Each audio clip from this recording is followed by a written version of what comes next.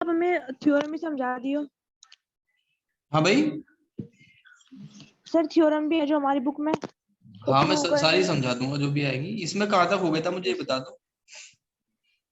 Sir आप हमें उसका इनवर्स थ्योरम बता दीजिए। इसकी जो है आपने बोला था कि जो 3 है वो एक्सरसाइज कर लियो जो हाँ हमारी ये बुक में आपने दी कर ली है। थी, इनवर्स ऑफ मैट्रिक्स की अपनी बुक में से सारे क्वेश्चन कर लिए थे। हाँ सर ये तो कर लिए। अच्छा ठीक है। सर कुछ डाउट है। हाँ पूछ लियो जो भी है।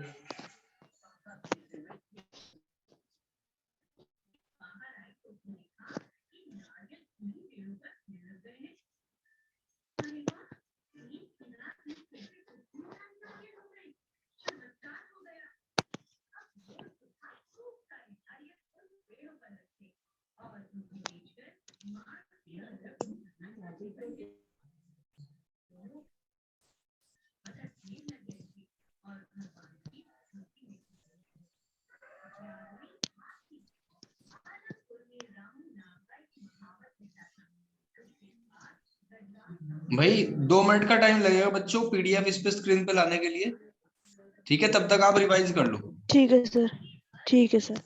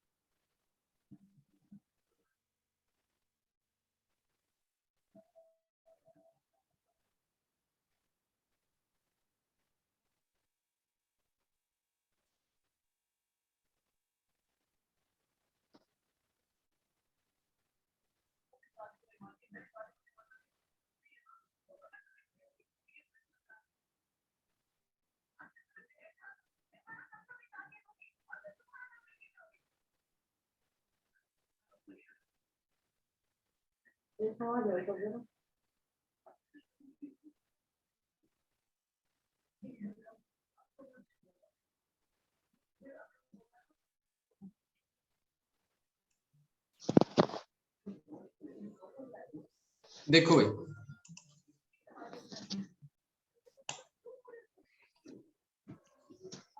इससे पहला पहला सारा हो गया था हमारा, एक्सरसाइज दे रखी थी एक आसान सी।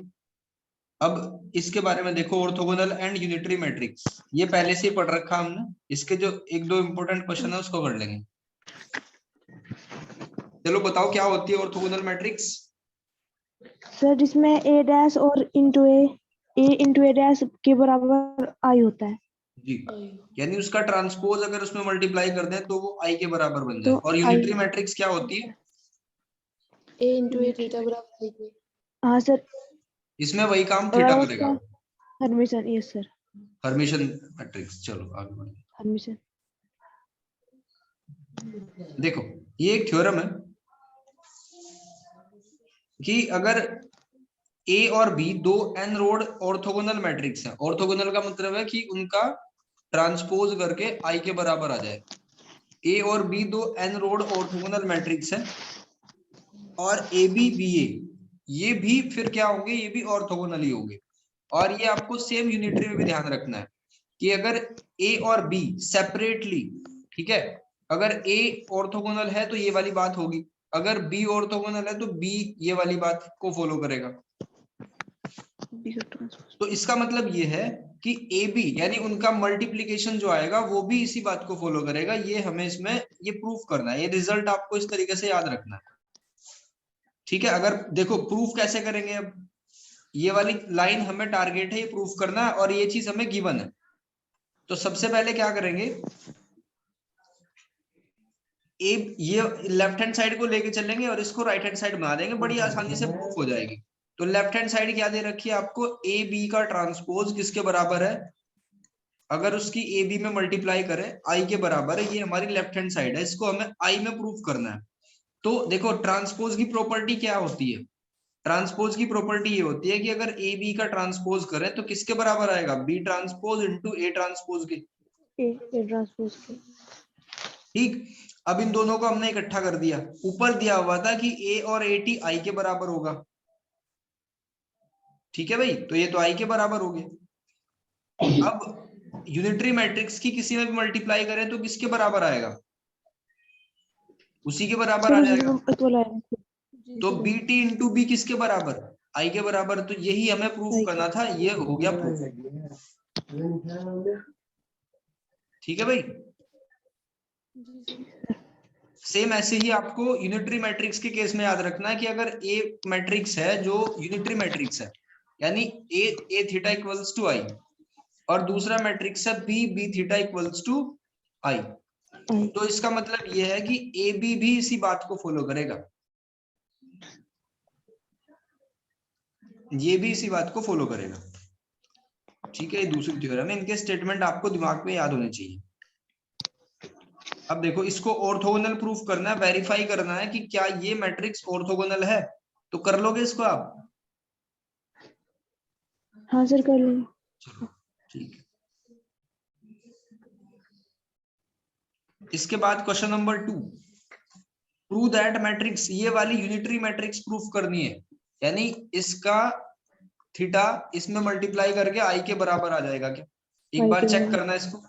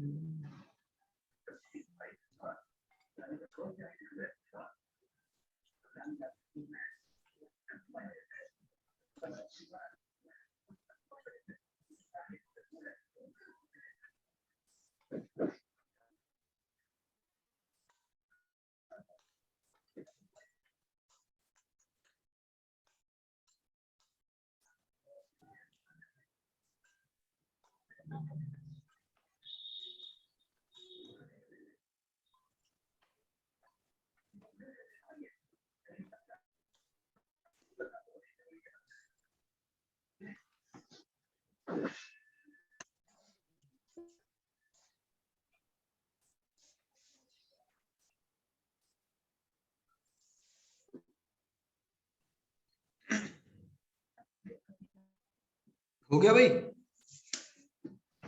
सर हो गया यहाँ तक। आइडेंटिटी मैट्रिक्स बना दिया आपने?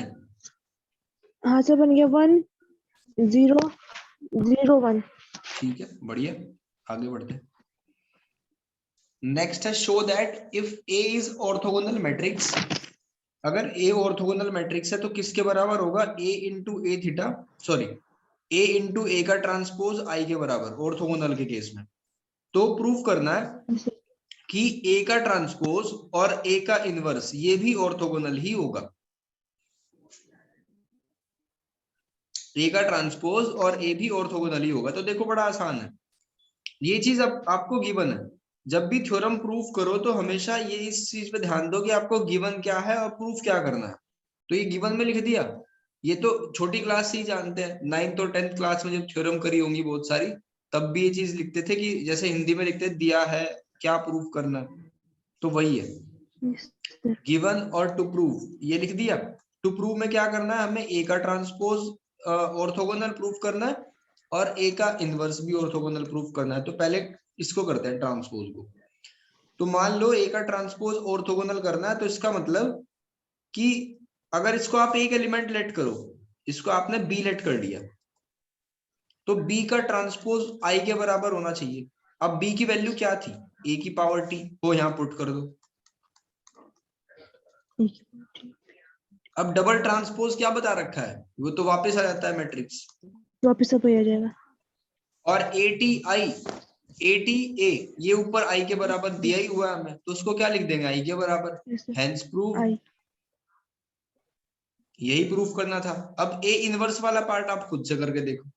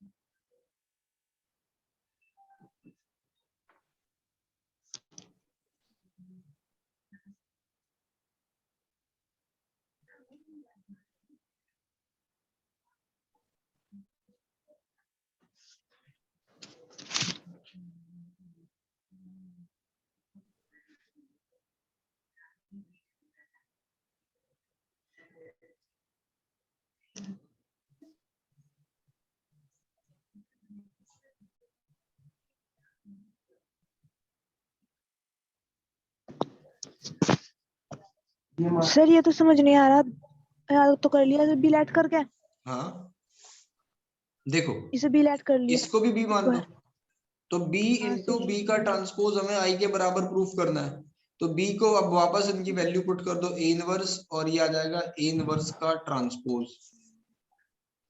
इनवर्स लेट ठीक है भाई, ऐसे लिख सकते हैं ना। सर। तो अब क्या करेंगे, देखो किसी का भी अगर इनवर्स हो तो हम ऐसे लिख सकते हैं, a का इनवर्स और ये ट्रांसपोज अंदर चला जाएगा, a का ट्रांसपोज और इनवर्स। ठीक है भाई, यहां तक क्लियर है क्या? हाँ जी। अब ये देखो आप, मैं ये छोटी क्लास की बात है, शायद ये 8th क्लास में चैप्टर नंबर 13 है एक्सपोनेंट एंड पावर, उसमें रूल पढ़ते हैं हम कि a की पावर m इंटू a की पावर n ये बराबर होता है a की पावर m प्लस n के। यानी अगर बेस सेम हो तो पावर ऐड हो जाती है, इसको ऐड हो जाते घातांक और हैं। करनी कहते हैं शायद हिंदी में। Yes sir. और a की पावर m इंटू b की पावर m ये किसके बराबर होता है, बेस की मल्टीप्लाई हो जाती है। ठीक है, ए बी की पावर m बन जाता है। यानी अगर बेस सेम हो तो पावर ऐड हो जाती है, बेस अलग अलग हो तो बेस मल्टीप्लाई हो जाते हैं, बस इतनी बात ध्यान रखनी है। तो यहाँ क्या स्थिति है, बेस तो अलग अलग है, पावर सेम है, तो इसका मतलब बेस आपस में इंटू हो जाएंगे। जी सर। ठीक है, और AAT किसके बराबर है, आई के बराबर, ये तो पहले से ही पता है। तो इसकी जगह क्या लिखेंगे, आई, और ऊपर क्या आ गया, इनवर्स। तो और जो हमारा यूनिटरी मैट्रिक्स है, आइडेंटिटी मैट्रिक्स है 1 0 0 0 1, इसका आप इनवर्स भी कर लो, कुछ भी कर लो, ये वही रहेगा। तो ये किसके बराबर आएगा, आई के बराबर। आई के। बस हो गया काम। देखो एक ही टॉपिक है, शायद ये एसजे वाली में भी आप लोगों ने जो पीडीएफ सेंड कर रखी है उसमें भी है।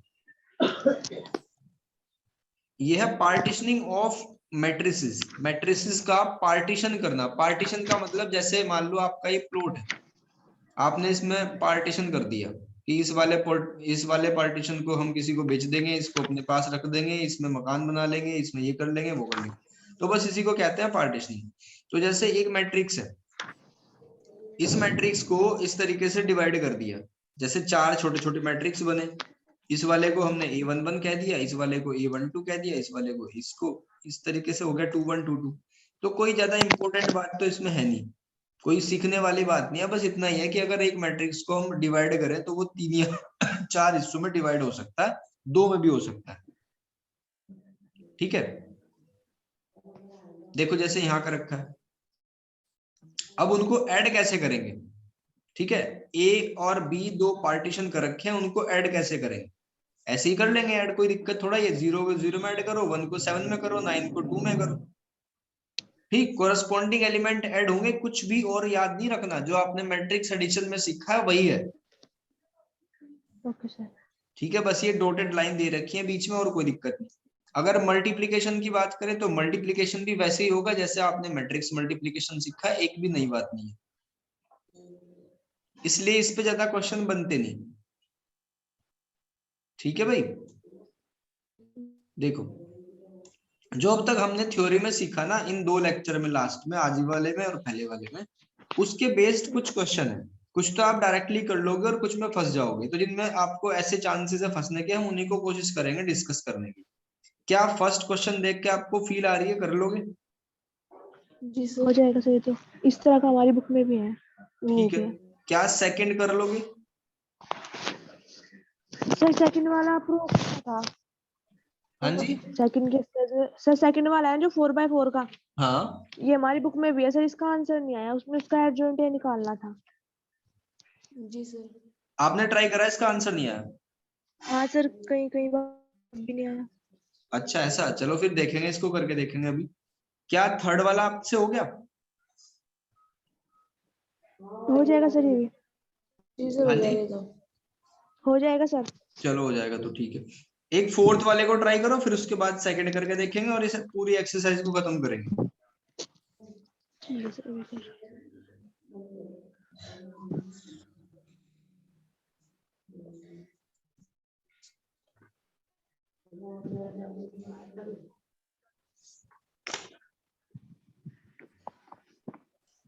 सर ये वाला क्वेश्चन तो कर लिया था, हमारी बुक में दे रखा था ना। दे रखा था, चलो बढ़िया। एग्जाम्पल है सर ये। ठीक है, फिर इसको ट्राई मत करो फिर, जब कर लिया तो फिफ्थ वाले को ट्राई कर लो।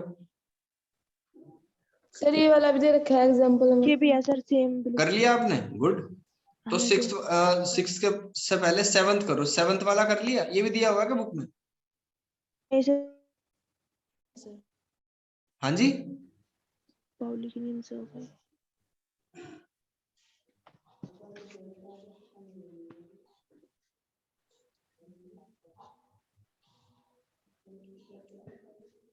इन तीनों मैट्रिक्स को आपको यूनिटरी प्रूफ करना है। यूनिटरी का मतलब ए थीटा किसके बराबर हो, आई के बराबर।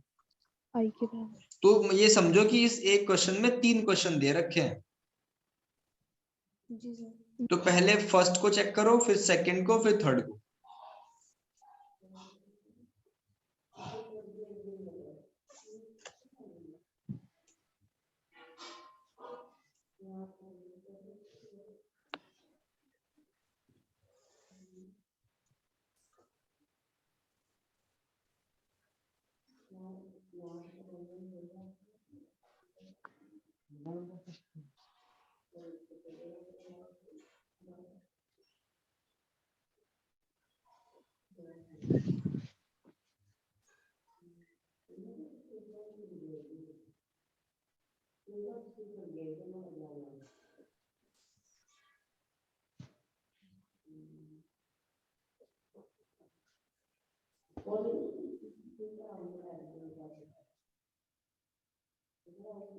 सर फर्स्ट तो हो गया, सेकंड वाला जी सर फर्स्ट है। फर्स्ट हो गया, सेकंड वाले को करो, हो फिर गया थर्ड सर। को छोड़ देना, थर्ड वाला खुद से कर लेना।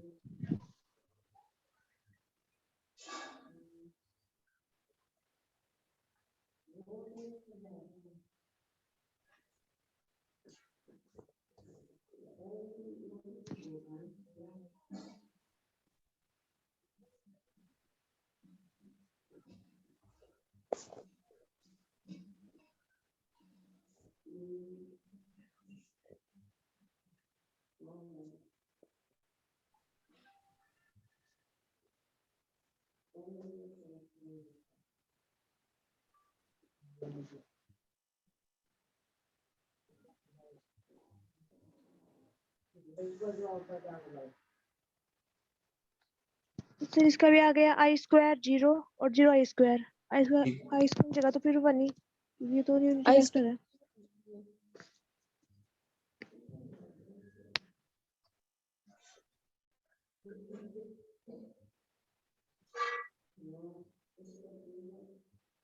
हो गया सर ये क्वेश्चन। हो गया भाई, चलो इससे हो गया पहले सर, हो वाले गया, को पढ़ लो। हो गया।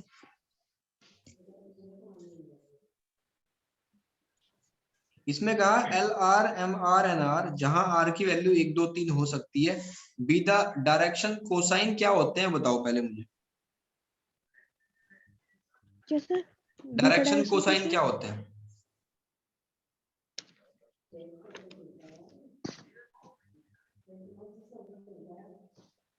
पता नहीं सर। ये आपने 12th क्लास में चैप्टर नंबर 11th में पढ़ा है, 3D में, और उससे पहले वेक्टर में भी चैप्टर नंबर 10th में भी एक बार देख लेना, अगर हो सके तो मैं भी अच्छा एक्सप्लेन कर दूंगा। सर, आई कैप जी कैप और के कैप बताते हैं जो। हाँ वो तो वेक्टर है। डायरेक्शन रेशो, अच्छा डायरेक्शन तो कोसाइन वो होते हैं जो मैं बताऊंगा अभी आपको। एलिमेंट पढ़ा होगा आपने, कोस अल्फा कोस बीटा वगैरह, ये सर तो पढ़ा है। बताऊंगा अभी दोबारा। देखो इसमें ये दे रखा है, direction cosine of 3 mutually perpendicular line refer to an orthogonal Cartesian coordinate system, then prove that. ये प्रूव करना है कि ये भी ऑर्थोगोनल ही है। ठीक है, देखो सबसे पहले समझो 3D होती क्या है। 3D में क्या होते हैं, जैसे मान लो आपका फोटो है, तो वो एक 2D शेप है। ठीक है भाई, आपका फोटो 2D शेप है, लेकिन आप खुद में एक 3D शेप हो। ठीक, अगर हम बात करें स्क्वायर की, वर्ग की, तो वो एक 2D शेप है। अगर इसके ऊपर बहुत सारे स्क्वायर रख दें तो बन जाएगा 3D शेप, यानी क्यूब बन जाएगा, जिसकी 3 डायमेंशन हो, जिसको हम 3 तरीकों से मेजर कर सकें, उसी को कहते हैं 3D। तो इसमें क्या होता है, एक्स एक्सिस, वाई एक्सिस और जेड एक्सिस।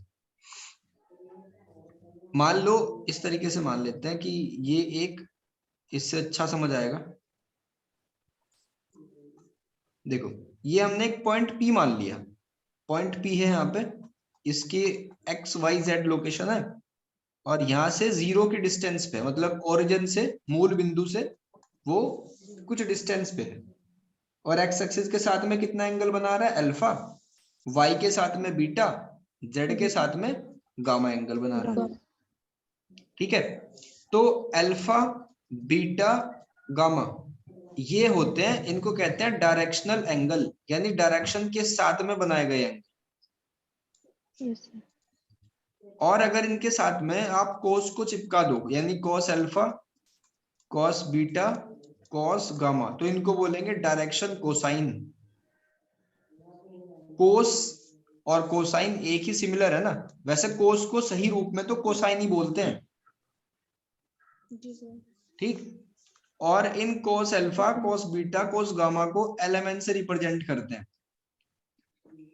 और इनके बीच में एक रिलेशन होता है एलिमेंट के बीच में, L square plus M square plus N square is equals to 1। 1.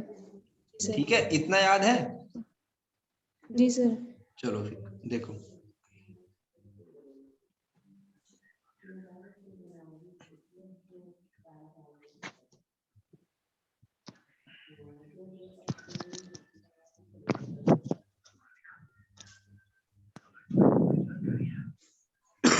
देखो इसको हमें, इस वाले को ऑर्थोगोनल प्रूफ करना है, तो ऑर्थोगोनल के लिए क्या होना चाहिए, L1 M1 N1 L2 M2 N2 L3 M3 N3, इसका इसके ट्रांसपोज के साथ जो मल्टीप्लिकेशन है वो I के बराबर होना चाहिए। L1 M1 N1 L2 M2 N2 L3 M3 और N3। ठीक है, तो पहले तो ट्रांसपोज कर लो मल्टीप्लाई करने से पहले, L1 M1 N1 L2 M2 और N2 L3 M3 और N3। अब इसका ट्रांसपोज कर लो बाद वाले का, तो क्या आ जाएगा, L1 M1 N1 L2 M2 N2 और L3 M3 N3, ये I के बराबर आना चाहिए। तो आपको मल्टीप्लाई करनी है पहले इनकी, इसकी मल्टीप्लाई इस वाले में करो, जैसे नॉर्मल मल्टीप्लाई करते ही।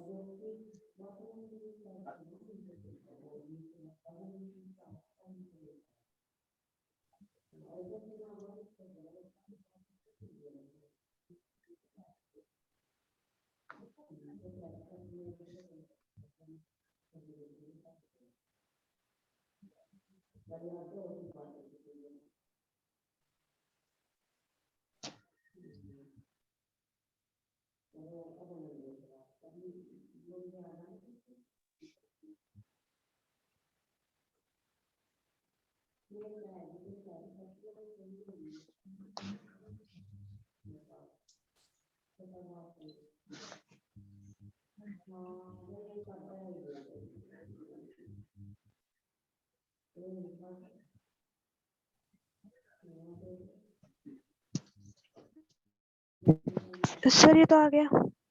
कितना आ गया भाई? Sir L1 square plus M1 square plus N1 square आ गया, इनके तो 1 1 हो गया, हाँ डायगोनल में बन जाएंगे सर 1 1, बिल्कुल। जो डायगोनल के एलिमेंट है सारे के सारे 1 1 वो हो सारे जाएंगे। 1 बन जाए। और यस ये सर, जो है ना एल यहाँ इस तरीके से बनेगा L1 L1 L2 L2 और M1 M1 M M2 plus. N1 N2। तो यस सर, जितने यस भी ये सर, सारे हैं ना जीरो के बराबर होते हैं। क्यों? क्योंकि अगर आप देखो cos अल्फा है तो cos 90, एक डायरेक्शन कोसाइन एक दूसरे पे 90 डिग्री बनाते हैं। तो cos यस 90 की वैल्यू क्या होती है? जीरो। तो इसलिए जो भी कुछ होगा ना 0। L1 L2 M1 M2 N1 N2 वो सब कुछ यस जीरो सर, होगा। तो इसलिए हम यहाँ पाएंगे कि ये एक आइडेंटिटी मैट्रिक्स है। यस सर, ऐसे मिलेगा। जी सर। समझ आ गया भाई 6th वाला? जी यस सर। सर, ठीक है। अब देखो ये इसमें क्या दिक्कत आ रही थी। वेरीफाई द मैट्रिक्स, इसको ऑर्थोगोनल करना है। ऑर्थोगोनल का मतलब उसको मल्टीप्लाई करके वही आई के बराबर होना चाहिए। चलो देखते हैं यस इसमें। सर, सर जो ये हमने ऐसे ऐसे तो ऑर्थोगोनल पूछ रखा है, हाँ जो जी। ये 4x4 का हो रहा सर, इसका एडजॉइंट ऑफ बता दो, ए निकालना।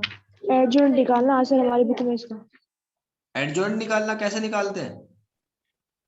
जी हाँ सर, सर, 3/3 4x4। का तो निकल गया, 4/4 का आंसर नहीं मैच हो रहा, इसका जो आंसर दे रखा है 4x4 का कुछ अलग सेम नहीं। मेथड दे रखा है क्या आपकी बुक में? सर एक दे रखा है वो एक ही एक्सरसाइज में। सर कोई एग्जांपल भी नहीं दे रखा 4/4 का। 4x4 का एडजॉइंट निकालना, चलो देख लूंगा क्या मेथड दे रखा है उसमें भी। वैसे एडजॉइंट का नॉर्मल तरीका तो ये है कि पहले हम ट्रांसपोज को उसके कोफैक्टर का सेट बनाते हैं। जैसे A11 A12 A21 A22 cofactor निकाल लिए और उसका फिर ट्रांसपोज कर देते हैं, बस वही एडजॉइंट है। सर हमने भी ऐसे किया था पर अलग आ रहे हैं आंसर इसके, तो कुछ चलो नंबर देख मैच हो लेंगे, रहे कुछ होने में। देख लूंगा एक बार वो भी उसमें भी क्या दे रखे हैं। ये फटाफट से इसके फिलअप और एमसीक्यू कर लो, देख लो कितना याद है तुम्हें। एक तो 14th क्वेश्चन ले लो सबसे पहले। The identity matrix is its own inverse, ये बात सही है गलत है? जो आइडेंटिटी मैट्रिक्स है वो इनवर्स की सही है सर। अभी तो करा था हमने, आई इनवर्स को क्या लिखा यस था? सर, आई जो के बराबर। पाई तो के ये तो बराबर ठीक है। सही है सर, बात ये। The adjoint of A matrix is the matrix, ये तो करके देखना पड़ेगा, एडजॉइंट निकालना पड़ेगा। 12th बताओ क्या ये सही है? इफ स्क्वायर मैट्रिक्स सही है सर। जी सही सर। है, तो एडजॉइंट की प्रॉपर्टी है। यस सर, 11th वाला देखो। इफ स्क्वायर मैट्रिक्स स्टेट, ये भी सही है सर। तो ठीक है। सही है सर। 10th A और B ये भी आर तो टू सही है। Square matrix, matrices of the same order, क्या ये बात ठीक है? अगर B A को I के बराबर लिखते हैं यस सर, ये इनटू इनवर्स में तो अगर आई को किसी साथ मल्टीपल करते हैं तो वो चेंज नहीं होता, तो ये जाके सही है सर, ये भी प्रॉपर्टी ये भी बिल्कुल ठीक है। 9th वाला बताओ। इधर जाके इनवर्स में चला जाएगा। Yes sir, every square matrix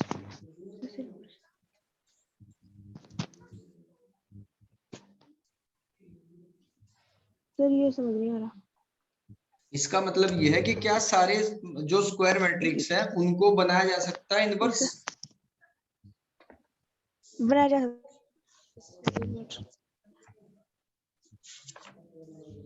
जितने भी स्क्वायर मैट्रिक्स है 2x2 के, क्या सारे के सारे इनवर्स यस होंगे सर, क्या?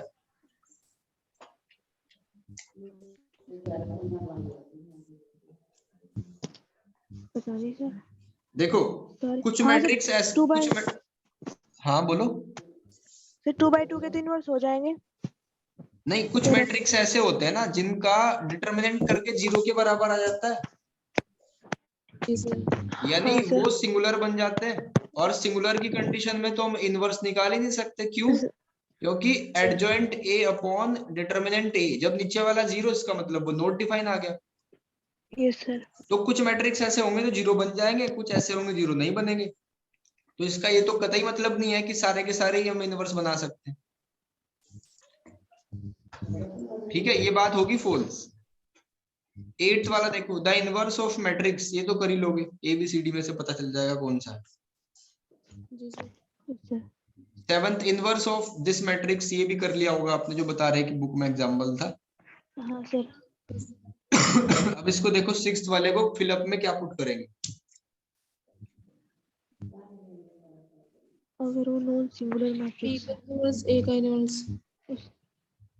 बिल्कुल, B inverse inverse basic property है। यस सर, स्टार्ट में राइट। इससे पहले वाला बताओ, फिफ्थ।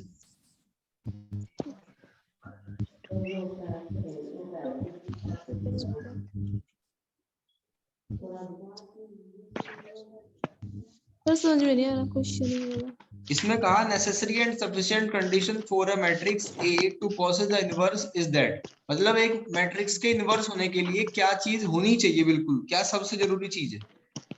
सर वो जो उसका वो निकाल लगा ना, एक कम और वो 0 के बराबर नहीं होना चाहिए। बिल्कुल सही बात है, उसका डिटर्मिनेंट 0 के बराबर नहीं होना चाहिए, यानी कि वो क्या होना चाहिए? Non singular. जी सर। ठीक है सर। अब इससे पहले वाला, square matrix A is said to be non singular, अगर क्या होना चाहिए, क्या कंडीशन है उसकी? नॉन सिंगुलर में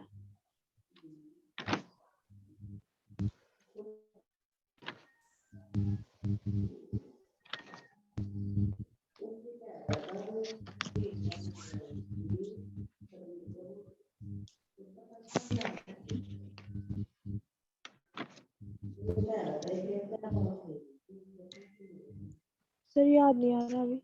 अभी तो बताया, नॉन सिंगुलर क्या होता है? जिसका डिटर्मिनेंट singular। निकालने के बाद नॉट इक्वल्स टू 0 आ जाए। बात नोट। हाँ सर सर। ठीक है, थर्ड करो।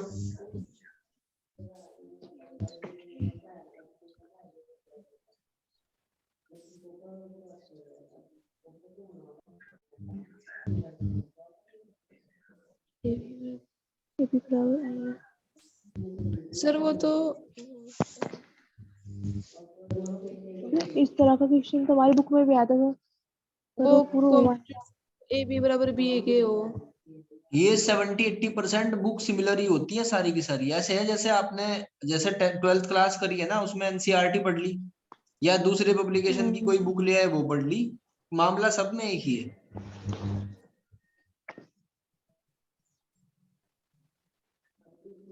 देखो इसका मतलब ये है कि let A be any n rowed square matrix, then a matrix B if it exist such that A B B A, तो इस कॉल्ड बी, इसको क्या कहा जाएगा? ये एक दूसरे के इनवर्स ही तो होंगे। B is the inverse of A, तो यहाँ लिखेंगे is called inverse of A. ठीक है, सेकंड वाला आपको करना ही पड़ेगा, इसका कोई सॉल्यूशन नहीं बिना बिना देखे। सर। और if A is a square matrix of order n, then